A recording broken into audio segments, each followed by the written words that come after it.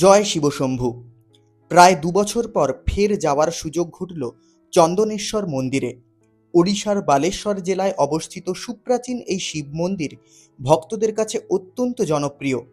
সৈকতনগরী দীঘা থেকে এই মন্দিরের দূরত্ব মাত্র ৬ থেকে ৭ কিলোমিটার, আর আমার বাড়ি থেকে এই মন্দিরের দূরত্ব প্রায় ৭২ কিলোমিটার। প্রতিদিন বিপুল সংখ্যক ভক্ত উপস্থিত হন এই মন্দিরে। এক মেঘলা দিনে আমরাও পৌঁছে গিয়েছিলাম সেখানে। এই মন্দিরে যতবার আসি ততবারই মন ভালো হয়ে যায়। শ্রাবণ মাস থাকায় ভালোই ভিড় ছিল মন্দিরে। আমরা পৌঁছেছিলাম দুপুর নাগাদ। প্রথমে সেখানে থাকা পুকুরে হাত পা ধুয়ে মন্দিরে প্রবেশ করে মহাদেবের উদ্দেশ্যে প্রণাম জানাই। তারপর সেখানে স্থিত অন্যান্য মন্দিরগুলিও দর্শন করি। প্রভু জগন্নাথের মন্দির থেকে শুরু করে গণেশের মন্দির সহ কৃষ্ণ মন্দিরও প্রত্যক্ষ করি।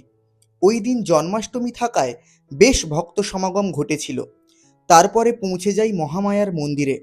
একে একে সব মন্দিরে প্রণাম করে অনেকটা সময় সেখানে অতিবাহিত করি। এই মন্দিরের সর্বত্রই দেখা মিলবে এদের। ভক্তদের কাছ থেকে ফলমূল পেলেই এরা খুশি। হঠাৎই চোখ যায় মন্দিরের ধ্বজার দিকে। মেঘলা আকাশের বুকে মন্দিরের ধ্বজাটির সৌন্দর্য সত্যিই অনির্বচনীয়। এইভাবে দারুণ সময় কাটালাম মন্দিরে। মহাদেবের আশীর্বাদে ধন্য হোক সবাই, সবার ভালো হোক, সবাই সুস্থ থাকুক, এটুকুই চাওয়া।